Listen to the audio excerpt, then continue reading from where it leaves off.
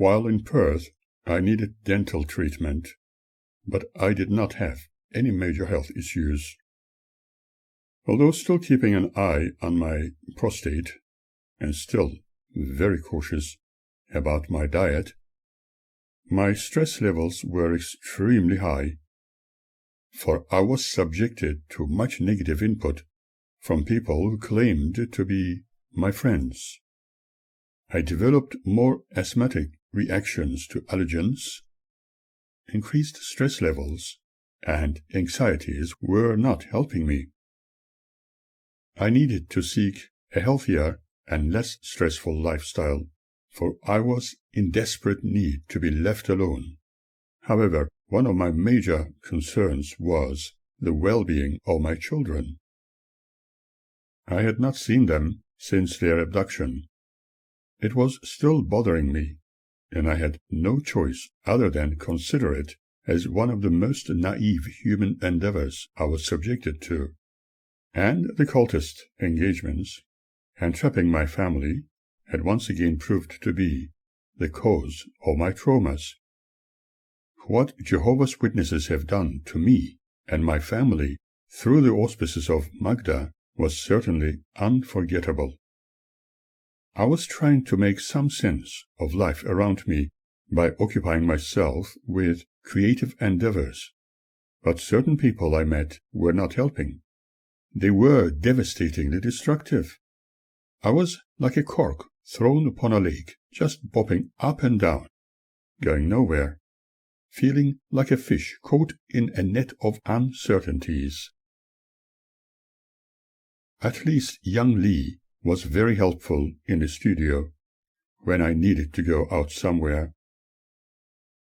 One weekend, another artist with her friends visited the studio, telling us that they were observing these nice people, as they called us, and would love to get to know my young assistant and me a little better. One of the girls was eager to create death masks of people she admired, and asked me if we could help her. Lee and I decided to visit their nearby studio. For this work, lots of Vaseline needed to be used on our faces, with some cheesecloth, and a couple of straws inserted in our nostrils. However, they did not have the cloth, and preferred to apply the Vaseline directly, followed by pouring the plaster on our faces.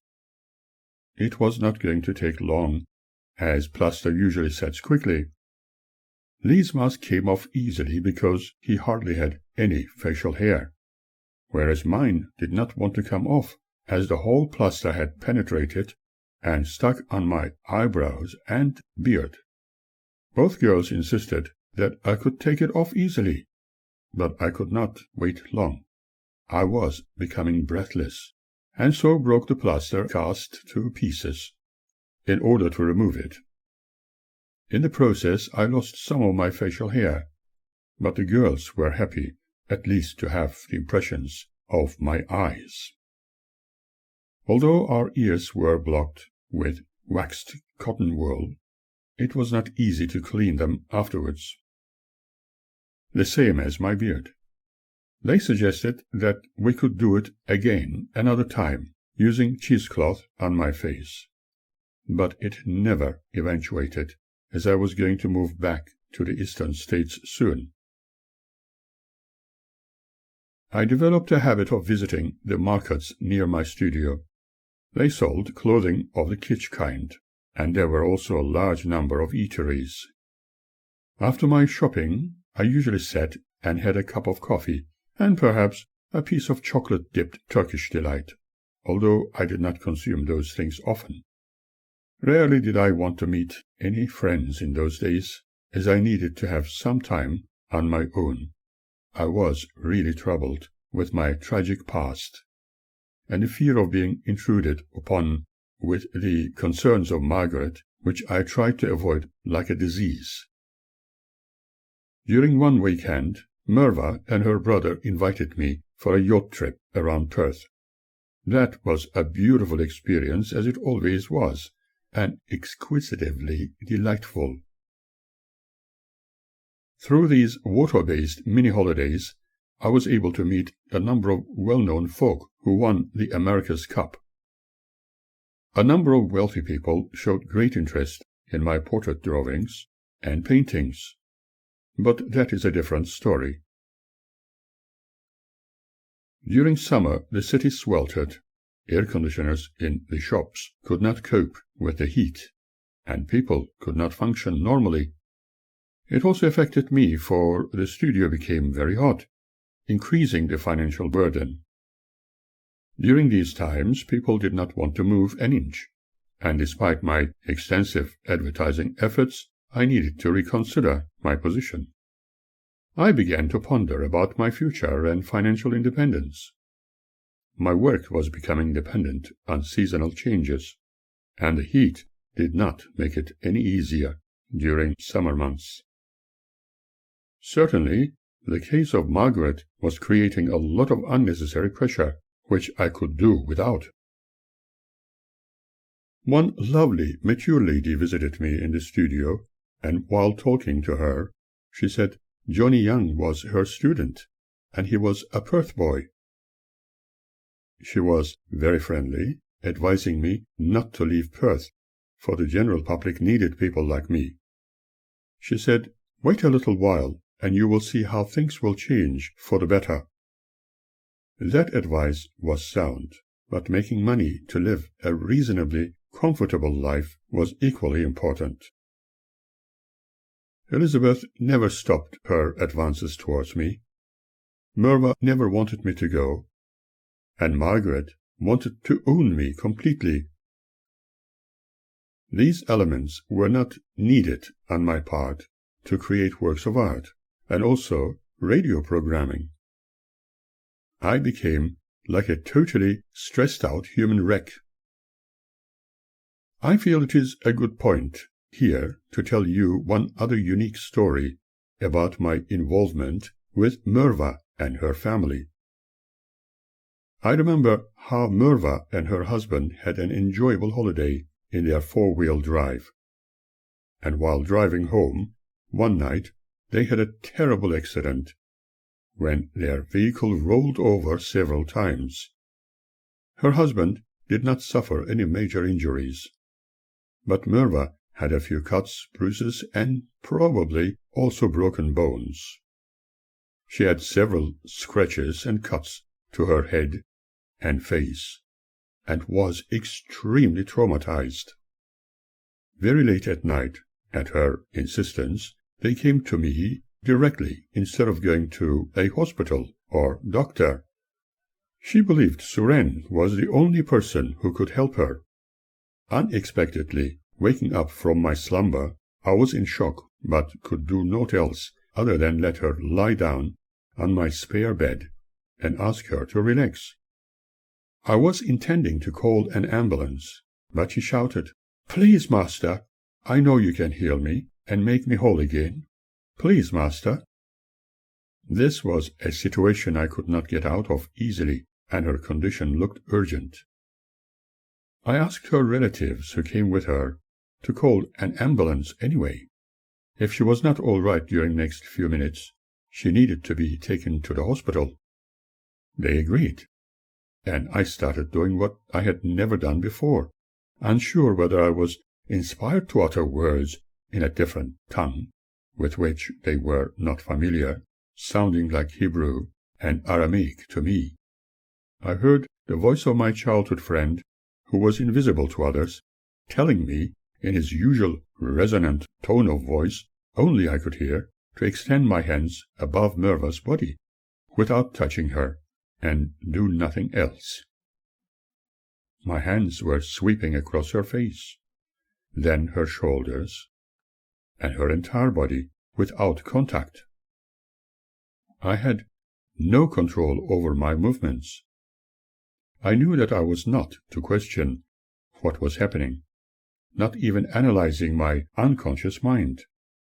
Just go with the flow. Soon after, she said in a whisper that she had no more pains anywhere.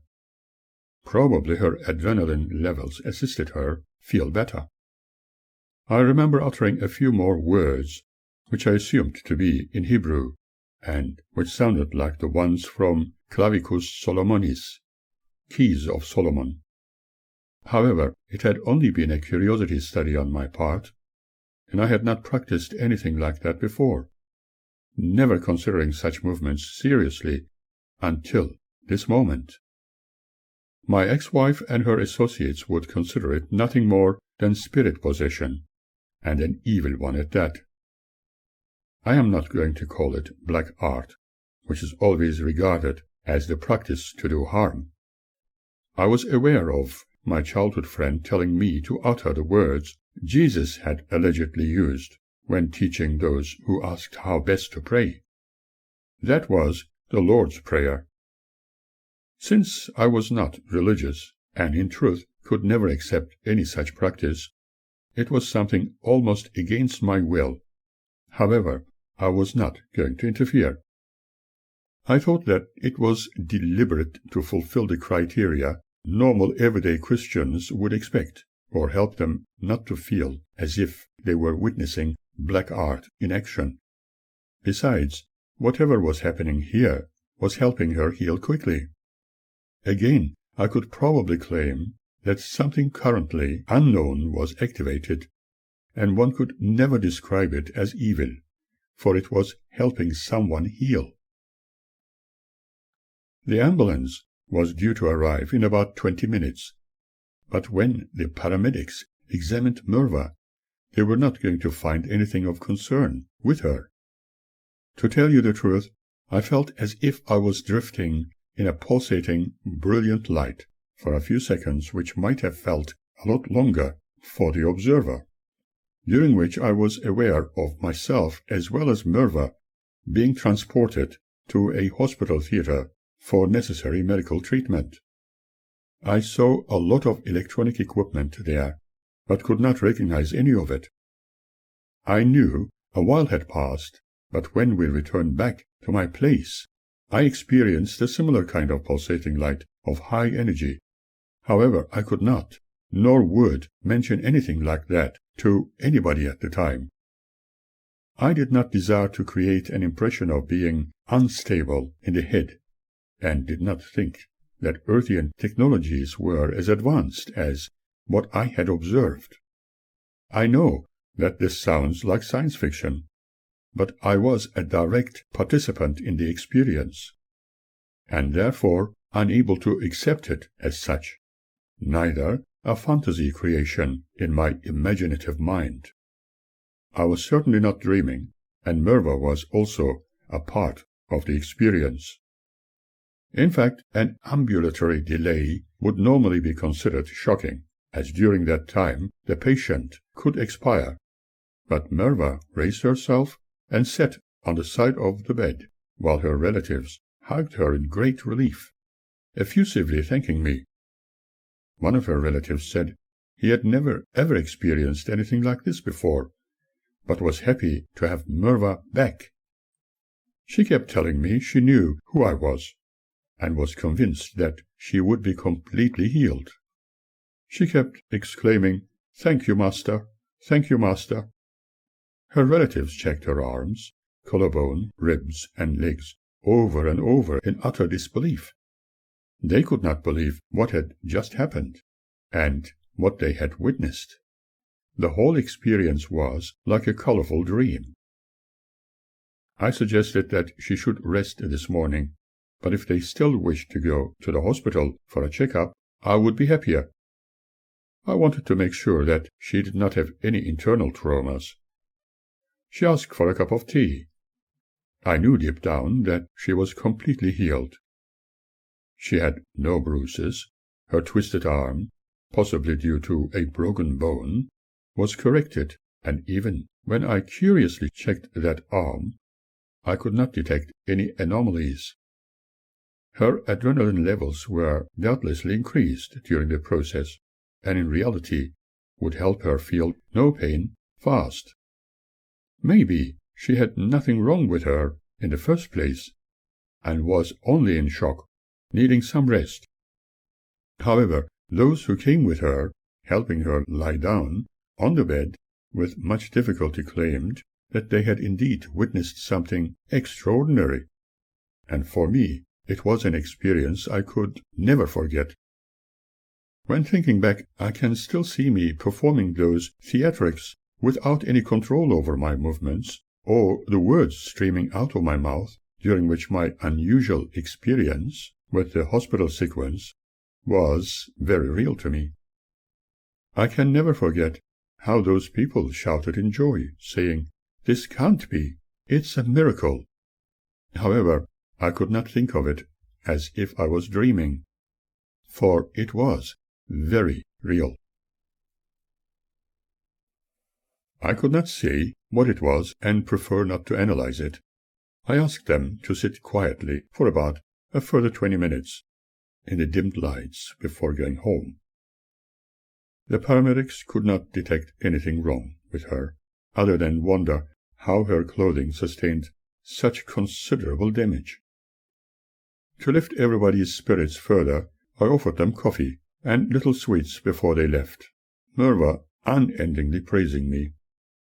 I looked at her face one more time, and could not believe that there was not a single scratch to be seen.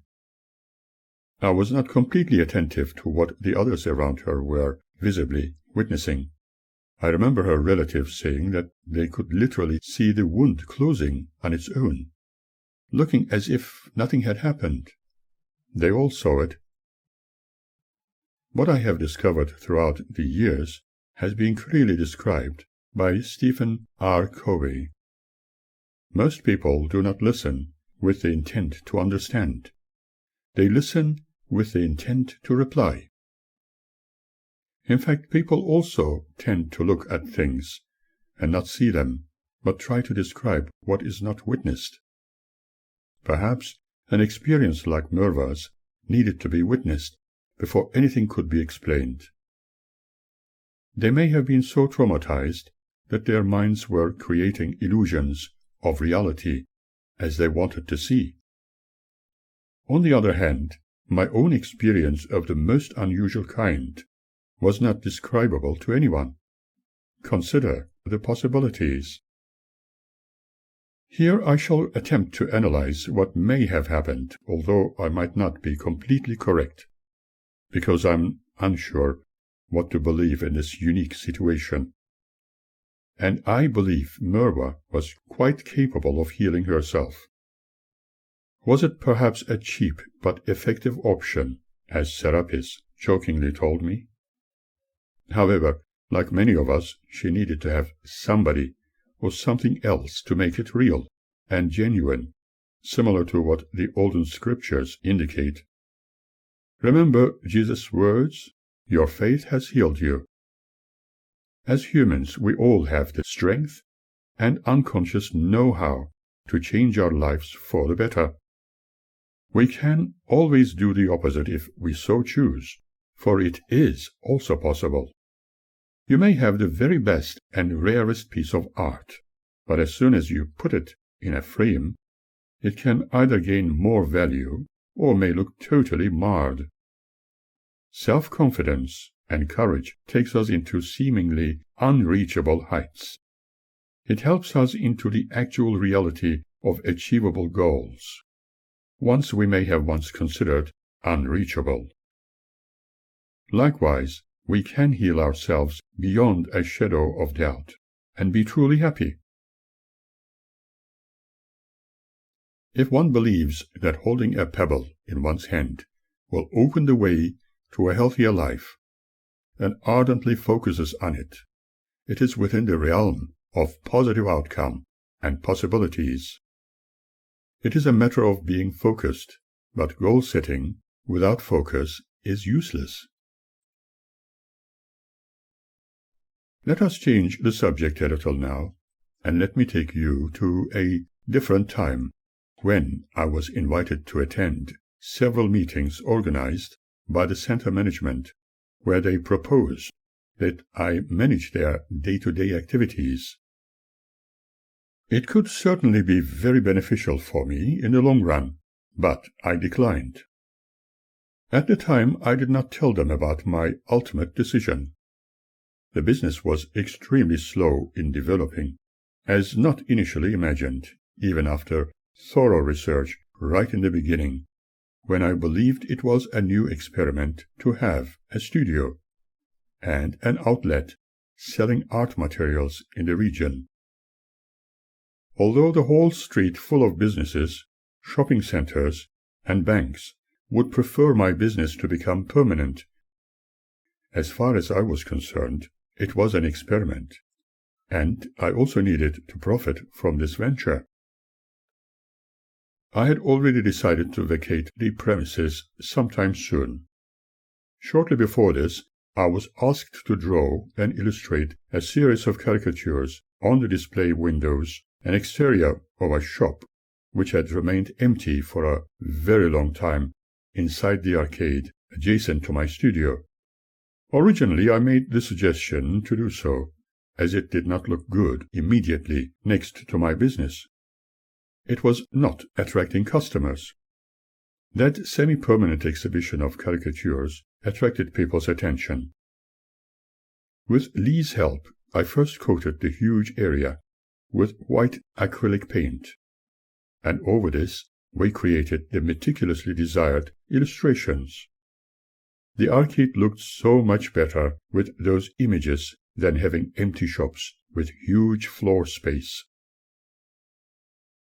I was asked if I would prefer to move into the larger shop, but I was concerned why it had been left empty for such a long time. I had spoken to friends at the WAUFOIC, WAUFOIC group, as well as Merva's group, about my decision to leave. But some people were saddened at the thought, as they did not want to lose me. The Turkish friends who initially traveled with me from Melbourne and their associates were asking me to stay. Neither did the radio stations want me to go. Nobody wanted me go. However, I had made my mind up to leave with the option to visit this lovely city of lights again.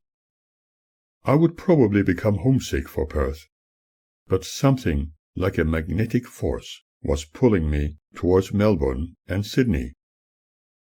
There was also a very eerie feeling of being a sitting duck in WA. I found myself asking questions like, what if my once beloved but now ex-wife, who became the abductor of our children, was also living in Perth? Shivers passed along my spine, making me shudder. That has indeed dug further into my already gaping emotional wounds. And who knows, I might even experience more severe rejections from my children if I met them by accident, due to their being completely brainwashed against life, the world, and me. Then yet another thought passing through my mind pointed to the possibility of them somewhat still caring for their father, and if they were still capable of thinking for themselves, and also, if the universe saw it fit, they would somehow meet me one day, but that one day may be just a bit too late. Again, I did not know their whereabouts, and so decided to swallow my sadness and bundled my sorrows. Would I choose to stay in Perth if I knew my children were living there? I did not know. I simply had to keep going. I always felt that life had many surprises in store. Having elected to pass the keys to some trustworthy but very neutral friends, I spoke to George Taylor, who still lived in Coolbellup at the time. He and his wife decided to clear the decorations from the empty shop and pass on the keys to center management after I had left. My going away was going to be clean and completely silent, as with my arrival. Nobody would know where I went. I wanted to remain like the wind that came and passed them by. If life had it in store, maybe one day I would see my friends again. It would be wonderful to tell them what the real truth was, but I did not know everything which needed to be known. But did I know everything which needed to be known? Besides, real truth can be experienced whenever it is desired. It is not something we need to rely on what others have told us, but something we can individually experience and know the reality of deep inside our hearts. I could only tell them what was real as I knew it to be, and if they had any genuine insight within their own being and were true to themselves, they could see what is real and what is fake, what is right and wrong. Before I hit the road, I went to see a Mrs. Perkins in another suburb of Perth with a friend. She had her own spiritual research group, which met regularly. Every visitor was encouraged to collect flowers or some plant matter, a leaf or branch, before entering their chapel. They gathered in a hall wherein guests were asked to place their flower offerings in several baskets provided on a table. They had a little talk by Mrs. Perkins, said a few prayers, asking the assistance of the Spirit, and some hymn singing, but the allegedly inspirational talk contained no real subject, and I personally felt ice-cold air being directed at me. In fact, even when I visited them for the first time, I knew that Mrs. Perkins regretted my presence, and her freezing cold rejection was strongly directed at me. I felt her extraordinary opposition to my being, and could not understand why. Maybe she thought in her fantasies that I was doing harm to her during a past incarnation. Who could guess? She simply resented my person from the very first time she saw me, perhaps because of my looks, having black hair, or being dressed in black, or perhaps my speech being mildly accented. She might have thought of me as the reincarnation of a vampire, or perhaps even somebody like Rasputin. Apparently she was highly spiritual, and clearly regarded me as an undesirable element. However, I ignored all that. During the second half of their meeting, they gathered randomly chose flowers from the baskets delivered by a couple of ladies. Whoever picked a flower or leaf was encouraged to speak of their inner feelings, which they considered as flower reading. Whoever had initially placed those flowers purportedly received answers to their queries from the spirit world or their guardian angels. Sometimes they were apparently receiving messages from their loved ones who had passed on, and from God, the universal Great Spirit. I decided to play their game, and also picked a couple of flowers from the blessed baskets. I spoke to their congregation about what I felt, as it was so desired. Anybody holding those flowers did not know whom they belonged to at first, until the reading was completed. I felt Mrs. Perkins was deliberately not listening to what I said. I told things to the ladies in the audience who initially placed those flowers there, but I had no knowledge of them in the first instance. I heard a heartfelt cry from one of the ladies. She was saying that she had never heard anything so truthful and genuine until this day, and what I was saying was absolutely correct and spot on. She said the advice given was truly sound. The other lady, who was related to the first, had placed the other flower I again unknowingly chose, and they could not believe it. I said that probably there was a need for both of them standing side by side to receive messages, one after the other. Now both ladies were very emotional, although I always prefer to see people smile and be happy. Their cries were due to being told the truth for the very first time, as they later confirmed. Everybody wanted me to do readings for them, but I also knew Mrs. Perkins was evidently extremely unhappy about my being there, especially when the second lady was so enthusiastic, talking about how truthful my words were, when interpreting the emotions I felt reading her flowers in the minutest detail. I made sure that everybody got something out of my messages of goodwill, peace, tolerance, acceptance, and most importantly, unconditional love. I found myself talking to those gathered where a total silence was experienced. I incorporated my flower reading with important messages to all the assembled. Almost all the visitors and followers of Mrs. Perkins were begging me to come back, whereas Mrs. Perkins completely ignored me, directing her chilling darts.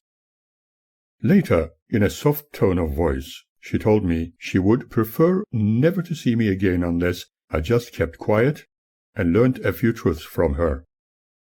Completely surprised, I simply looked into her eyes and said nothing other than thanks. That certainly was an unexpected surprise, and later, upon their inquiry, I told Elizabeth and my other friends all about it. Elizabeth repeatedly asked me what I thought of the most Reverend Mrs. Perkins after my first visit and the flower reading. In answer, I told her that I did not think much of her other than what I experienced when I put my foot in the building they considered a temple. I was not going to pretend as if I was pleased with the experience, for I was not one of the charlatans. Our world is filled within so-called spiritual circles. As soon as I was seen amidst the gathered, Mrs. Perkins thought I had come there to destroy her and the congregation, because, as I said before, I was dressed in black, and had black hair, a well-trimmed black beard, and almost black eyes. When leaving, I thanked Mrs. Perkins again, and saying we were to see each other soon. She responded with a definite preference that we didn't. In reality, I mentioned the words which came to mind in that instant.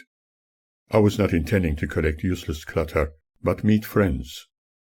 Some told me that I must have heard it wrongly, until they discovered how right I was.